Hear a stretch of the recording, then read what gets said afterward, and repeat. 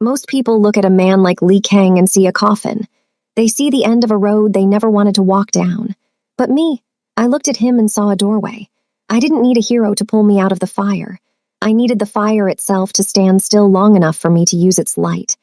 I sat across from him on that empty blue line train, my backpack heavy with everything I had left in this world, and I didn't ask him for $1.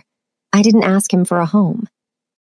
I looked him dead in those eyes that had seen the life go out of 1,000 men, and I said, I need you to be the lie that keeps me alive. I need you to be my father, and in exchange, I'll give you the only thing you don't have, a soul that isn't for sale. The city of Chicago doesn't sleep, it just holds its breath. And in the silence of 3 a.m, the predators and the prey usually know their places. Li Kang was the king of the predators, a man who had the city in his palm, yet lived in a penthouse that felt like a high-altitude tomb. Then there was Winnie, 10 years old Afro-Korean, with a mind that moved like a chess master and a heart that had been forced to turn to stone far too early. Her mother was gone. The lawyers were circling like vultures, and the foster system was a mouth waiting to swallow her whole. She didn't want a daddy, she wanted a partner. This isn't a story about a girl being rescued. It's a story about 2 people who realize that being alone is a choice, and being together, well, that's a strategy that just might change the world. Sit tight, hit the subscribe button, and stay tuned as we dig deep into the story. More especially, drop your city in the comments. Now, let's go deep into the genesis of the story. The train car smelled like damp wool and ozone, a sharp, metallic scent that always reminded Winnie of the hospital hallways she'd spent the last month in. She adjusted the strap of her bag, feeling the weight of her mother's old film camera against her ribs. It was her anchor. Across from her sat a man who looked like he had been carved out of the very shadows filling the corners of the subway. Li Kang didn't look like a mob boss. He didn't wear flashy gold or loud suits. He wore a charcoal overcoat that cost more than a year of rent in Winnie's old neighborhood. His hands were folded over a cane topped with a simple silver bird, and his eyes, they weren't mean. They were just empty, like a house where the power had been cut off years ago. You've been following me for 3 stops. Lee's voice was a low rasp, like tires on gravel. He didn't even look up at her. That's a dangerous habit for a child, especially at this hour. Winnie didn't flinch. She'd seen worse things than a man in a suit.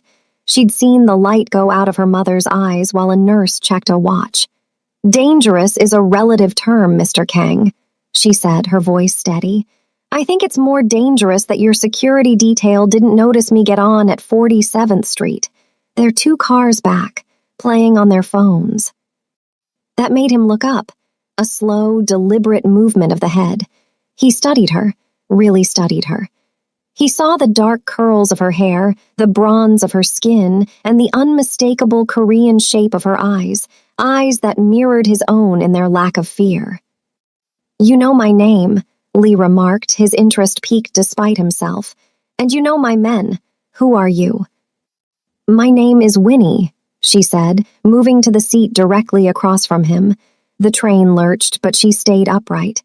And I'm here because I have a problem that only a man with your specific lack of a conscience can solve. Lee almost smiled. It was a ghost of a gesture. A 10-year-old girl talking about conscience. Go home, Winnie. Whatever you're looking for, I don't give to charity. I'm not asking for charity, Winnie snapped, her eyes flashing. I'm asking for a business arrangement. My mother is dead. She left me an estate, a gallery, a house, and a legacy, but I'm a minor. The state wants to put me in a group home while they manage my assets, which is just a fancy way of saying they're going to steal everything she worked for. I need a legal guardian, someone whose name carries enough weight to shut the courts up, someone who doesn't want to love me, but just wants a clean image for the press.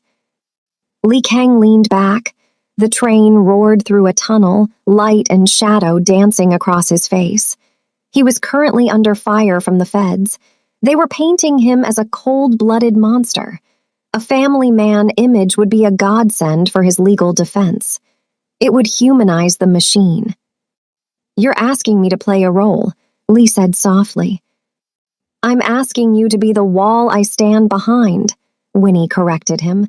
In exchange, I play the perfect daughter. I give you the legitimacy your lawyers say you're missing. We don't have to be friends. We just have to be a team. Lee Kang looked at the small girl. She wasn't crying. She wasn't begging. She was negotiating. For the first time in a decade, Lee felt a spark of something other than boredom. And if I say no? Winnie looked out the window at the passing darkness. Then the city wins. And it's been winning for a long time, hasn't it, Mr. Kang? The train pulled into the station. Lee stood up, his cane tapping once against the floor. He looked down at her. Tomorrow morning, 8:00 a.m., my office. Don't be late, Winnie.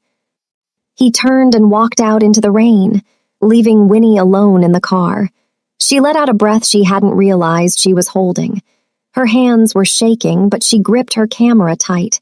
The contract was signed in the silence, and there was no turning back. The Kang Tower was a monolith of glass that seemed to pierce the very heart of the Chicago sky. It was cold, efficient, and smelled like expensive air.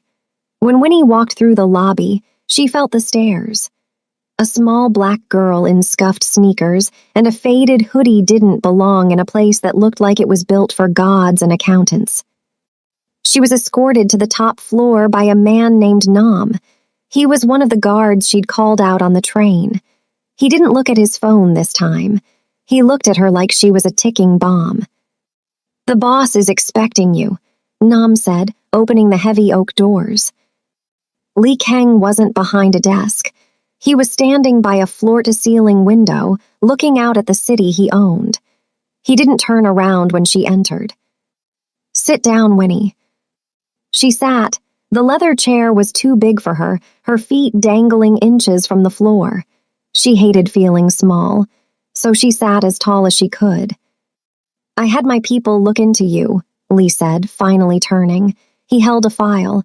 Your mother was a brilliant photographer. She was also complicated.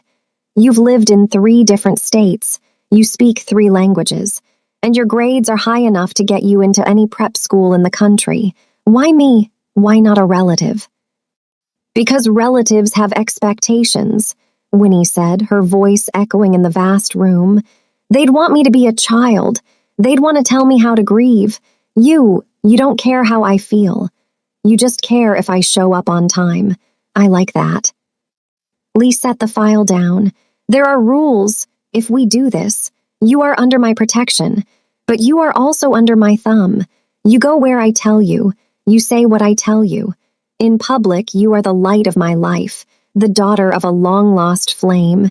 In private, you stay out of my way. Deal, Winnie said immediately. It's not a deal yet. Lee's voice dropped an octave.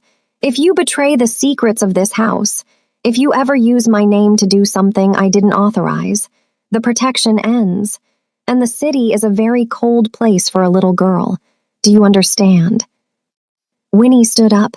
She walked over to the window, standing a few feet away from the man who was now, legally, her world. I've been cold my whole life, Mr. Kang. You're just the first person who's been honest about the temperature. Lee looked down at her. For a fleeting second, he saw something in her expression that reminded him of a mirror. A reflection of a boy who had to grow up in the back alleys of Seoul with nothing but his wits and a blade. Nam, Lee barked. The guard appeared instantly. Get her a room, get her a wardrobe, nothing flashy, just quality, and get the lawyers on the phone. I'm filing for immediate temporary guardianship. Tell them I've decided it's time to prioritize my family. As Winnie was led away, she didn't look back. She didn't feel relief. She felt the weight of the new armor she'd just put on. She was no longer a ward of the state. She was a Kang, and she knew that in this city. That name was both a shield and a target. The gala was a sea of silk, champagne, and whispers. The elite of Chicago were gathered to celebrate the opening of a new wing at the Art Institute, a wing Lee Kang had donated as part of his image cleaning initiative. Winnie stood in front of a mirror in her new room. She wore a simple black velvet dress with a white lace collar. It felt like a costume. She touched the small gold locket around her neck, the only thing Lee had given her that felt fatherly, even if it was just for the cameras. "You look like a porcelain doll," a voice said from the doorway. It was Lee. He was in a tuxedo, looking more like a king than a businessman. He looked at Winnie, and for a second his gaze softened. Just a fraction. "Don't get used to it," Winnie whispered. "I'm still the girl from the train." "Good," Lee said, walking toward her. "The girl from the train knows how to survive. The doll just gets broken. Remember, tonight is a performance. There will be people who hate me. They will try to be nice to you to get to me. They will ask about your mother. They will ask where you've been." "I know the script," Winnie interrupted. "I'm the daughter of your one true regret, the girl you found after it was almost too late. I'm the reason you're changing your ways." Lee nodded. "You're smart, maybe too smart." When they arrived at the gala, the cameras were a physical force. The flashes felt like lightning. Lee stepped out of the car first, then reached back. He held his hand out to Winnie. She hesitated. Her heart was hammering against her ribs like a trapped bird. This was the moment. If she took his hand, she was part of his world. She was part of the blood and the shadows. She took it. His hand was large, warm, and steady as a rock. As they walked up the red carpet, the reporters swarmed. "Mr. Kang, who is the girl? Is it true she's your daughter? Lee, look this way." Lee didn't stop. He didn't answer. He just kept his hand firmly on Winnie's shoulder, guiding her through the chaos. They reached the top of the stairs, and a man in a white suit, a rival named Morty, blocked their path. "Lee, I didn't know you." "Taken up. Babysitting." Morty sneered, his eyes sliding over Winnie with a look that made her skin crawl. Lee's grip on Winnie's shoulder tightened, not in fear, but in a warning. "She isn't a guest, Morty. She's a Kang. You should learn the difference before you speak to her again." The air between the two men turned freezing. Winnie felt the tension. She saw the way Lee's men moved in the periphery, hands shifting under their jackets. This wasn't a party. It was a battlefield. Winnie stepped forward, just an inch. "It's nice to meet you, Mr. Morty," she said, her voice sweet but her eyes cold as ice. "I've heard so much about your struggling shipping business. My father says you're a man who really knows how to sink." The silence that followed was deafening. Lee Kang actually let out a short, sharp bark of a laugh. Morty turned purple, but he couldn't do anything. Not here, not in front of the cameras. As they walked away, Lee leaned down, his voice a whisper near Winnie's ear. "That wasn't in the script." "No," Winnie whispered back, a small, genuine smirk tugging at her lips. "That was a bonus." In that moment, under the glittering lights of the museum, the arrangement shifted. They weren't just pretending anymore. They were starting to enjoy the game. The penthouse felt different after the gala. The silence was no longer empty. It was heavy with the things they hadn't said. Lee Kang sat in his study, the city lights reflecting off the dark wood of his desk like distant, dying stars. He was looking at a digital map of the docks, but his mind kept drifting back to the way Winnie had dismantled Morty with a single sentence. She was a weapon. He'd realized that now. But she was a weapon he hadn't forged, and that made her unpredictable. A soft knock came at the door. It wasn't the heavy, rhythmic thud of Nam or his guards. It was light, hesitant. "Enter," Lee said, not looking up.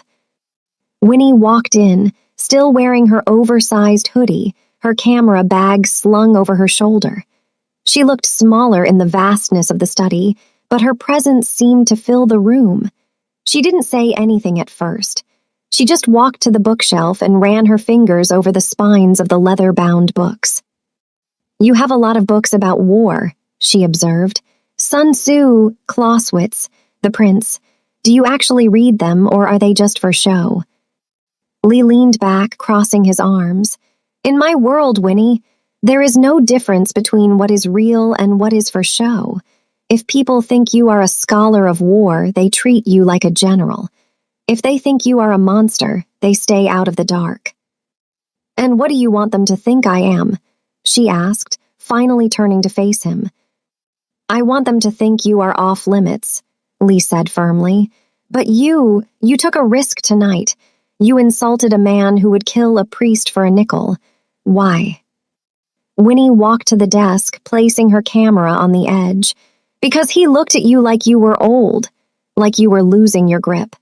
And if you lose your grip, the contract of presence is worthless. I wasn't defending you, Mr. Kang. I was defending my investment. Lee stared at her for a long time.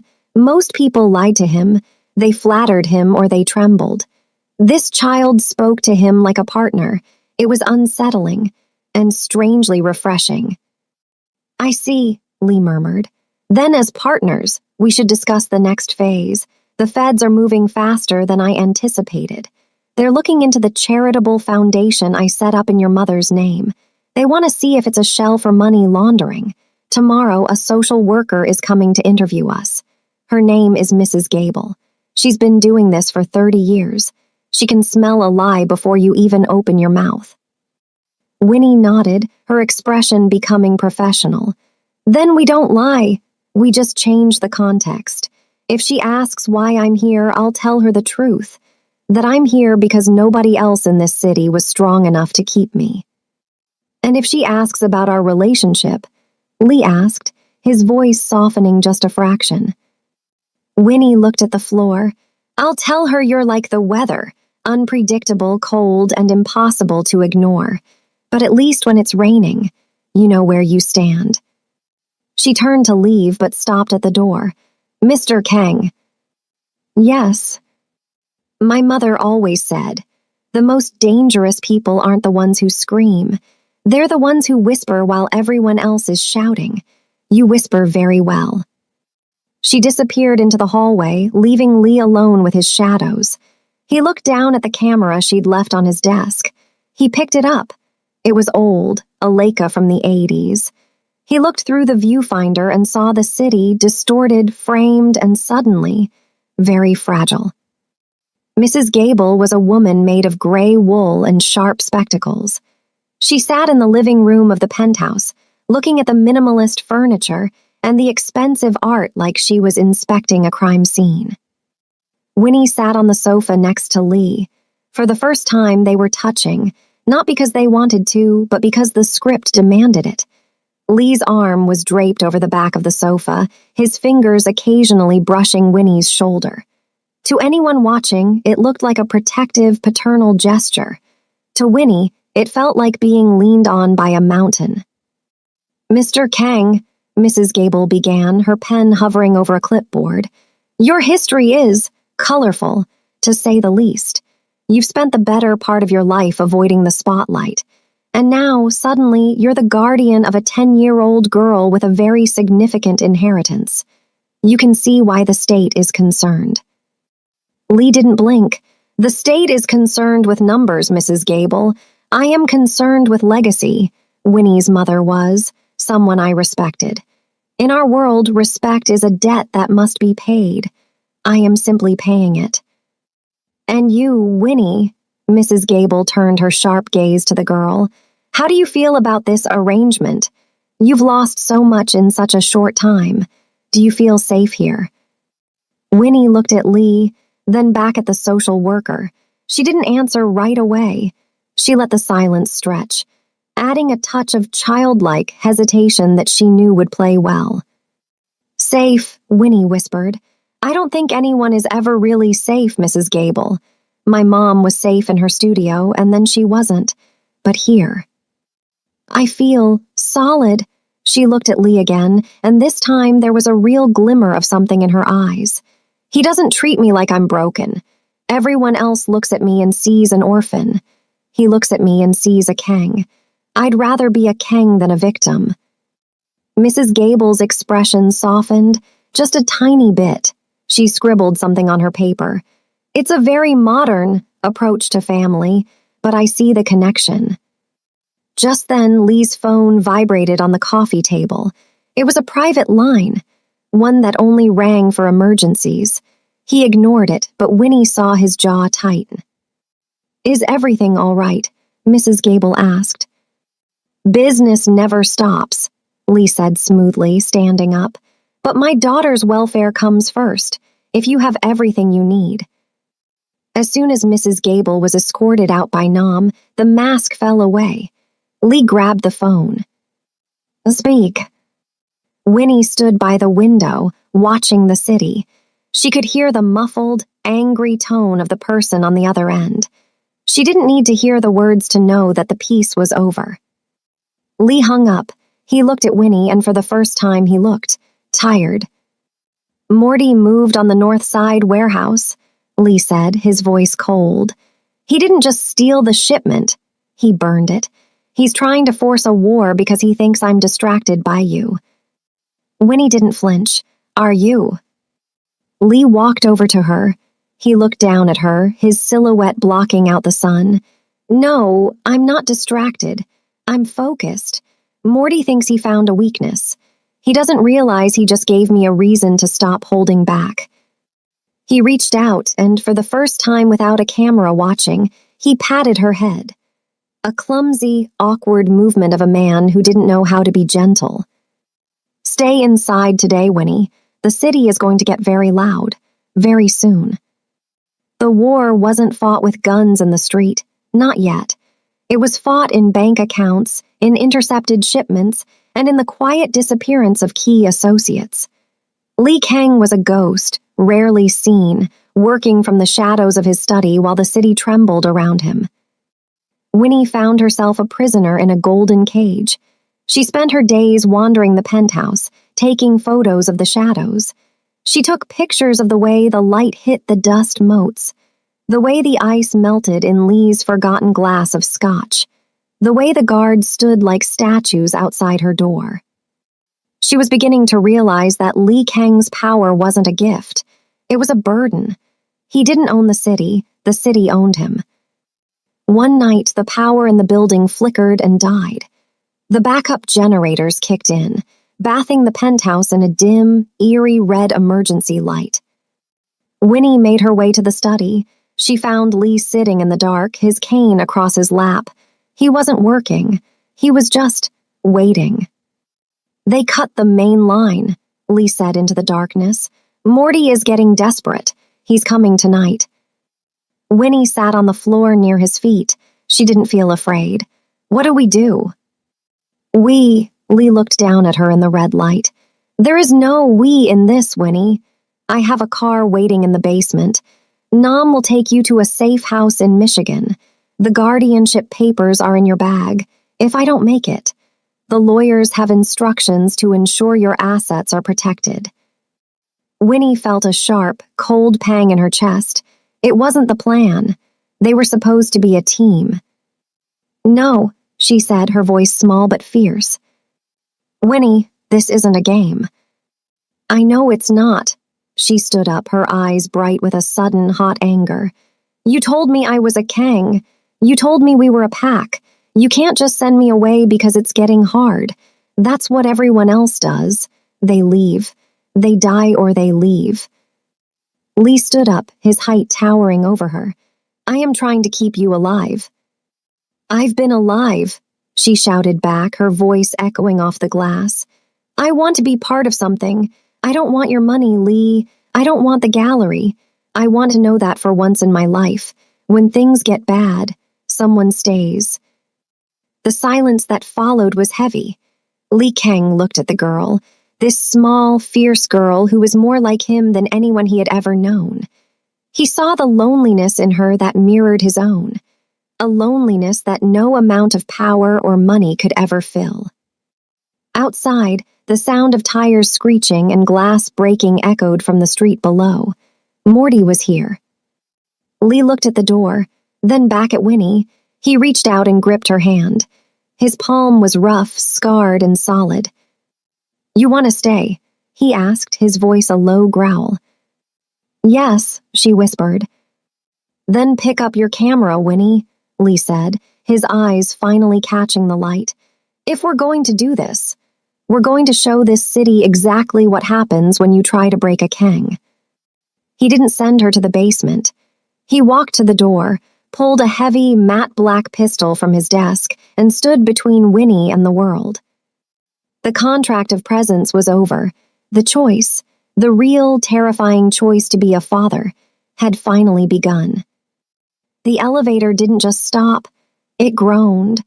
A mechanical scream that echoed through the vents as Morty's men cut the cables to the secondary lift.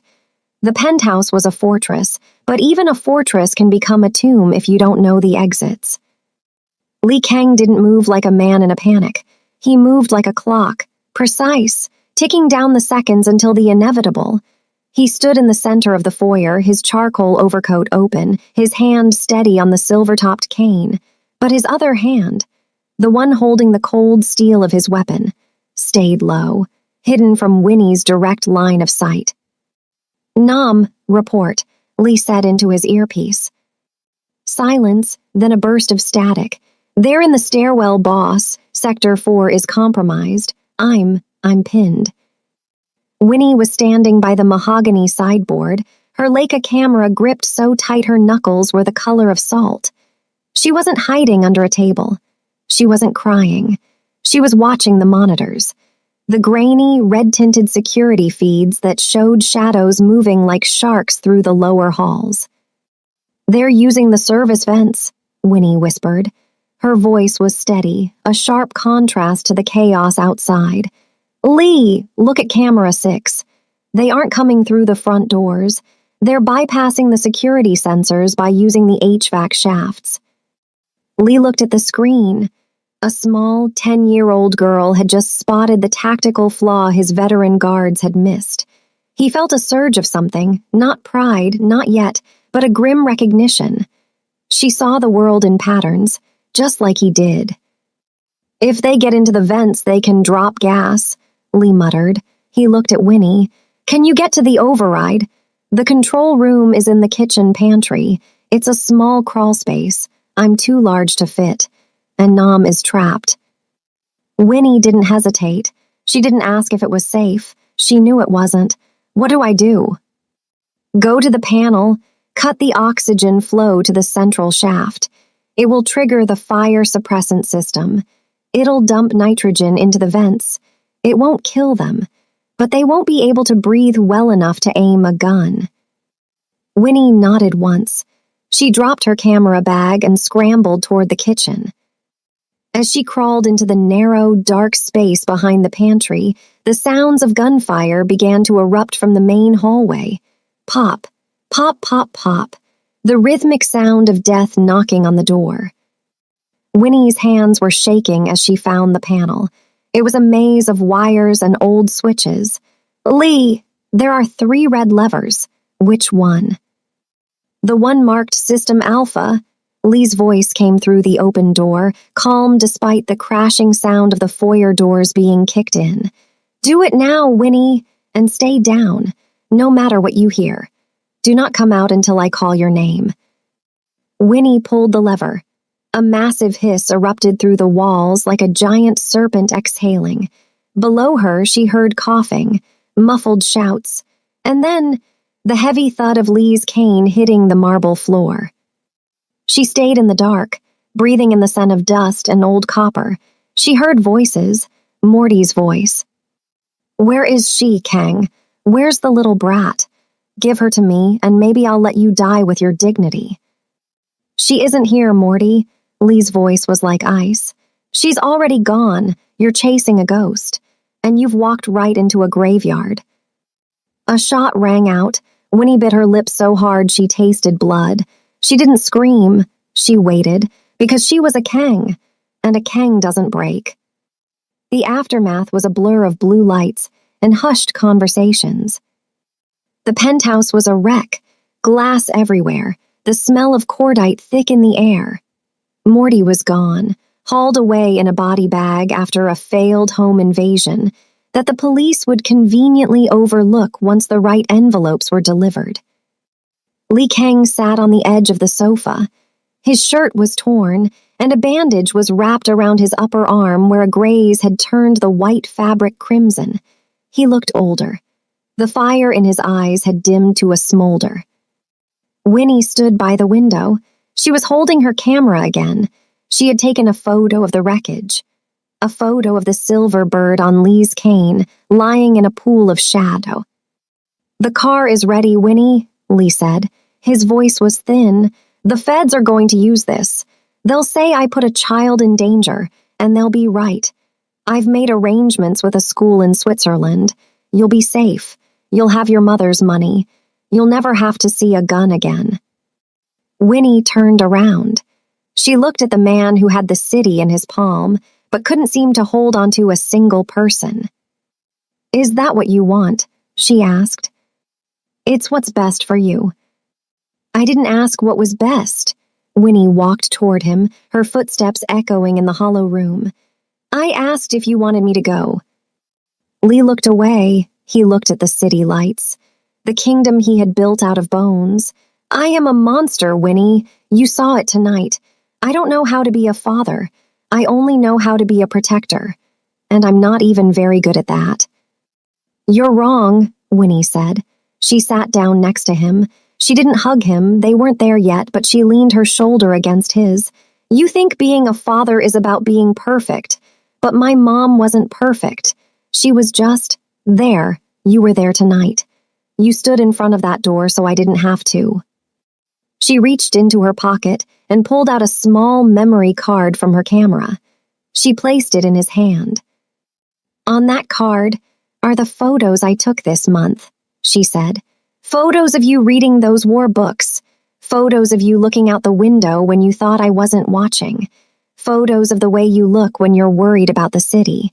You aren't a monster, Lee. You're just a man who forgot he was allowed to have a home." Lee closed his hand over the card. He felt the sharp edges of the plastic biting into his palm. "If you stay," Lee whispered, "the feds will never stop.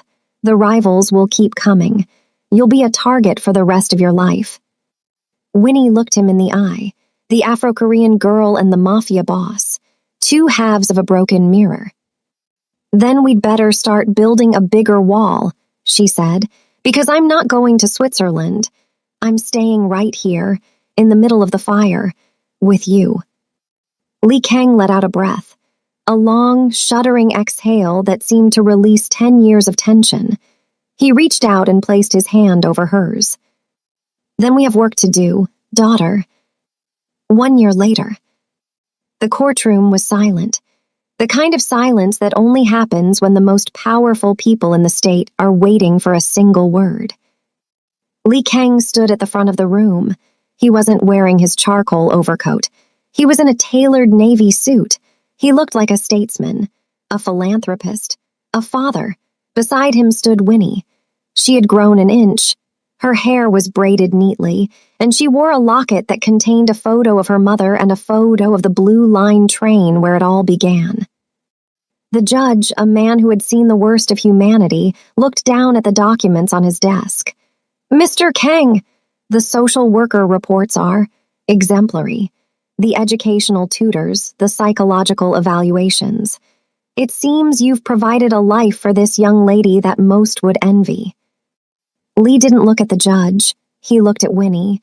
"I didn't provide it, Your Honor. We built it, together." "And Winnie," the judge asked, "is it your wish to legally become a member of the Kang family, to take the name, to remain in this guardianship permanently?" Winnie stepped forward. She didn't look at the reporters in the back. She didn't look at the lawyers. She looked at Lee. "A year ago, I made a deal." Winnie's voice was clear, resonant. It filled the courtroom. "I thought I was buying a shield. I thought I was hearing a man to stand in a chair and look like a dad, but you can't buy what we have. You can't contract the way someone looks at you when you're scared, or the way they teach you to find your own strength. My name is Winnie Kang, and I'm already home." The judge smiled, a rare, genuine thing, and brought the gavel down. Crack.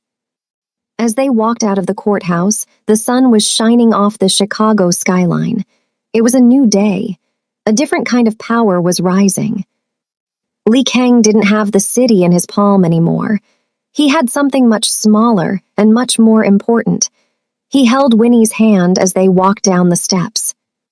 "So," Lee said, a hint of wit in his voice, "now that it's official, what's the first order of business, partner?" Winnie pulled her camera from her bag and aimed it at the skyline. She framed the sun, the tall buildings, and the man standing beside her. "The first order of business," she smirked.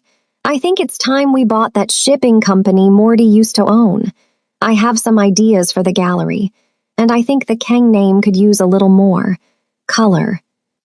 Lee laughed, a real deep sound that startled the pigeons on the sidewalk. They walked into the crowd, two people who had started as a strategy and ended as a soul. The city was still cold. It was still dangerous, but for the first time, neither of them was walking through it alone. They were a family, by choice, by blood, and by the unbreakable contract of the heart. Do you love this story? I believe you did. Now, click on the subscribe button to subscribe and also drop in the comments your current city.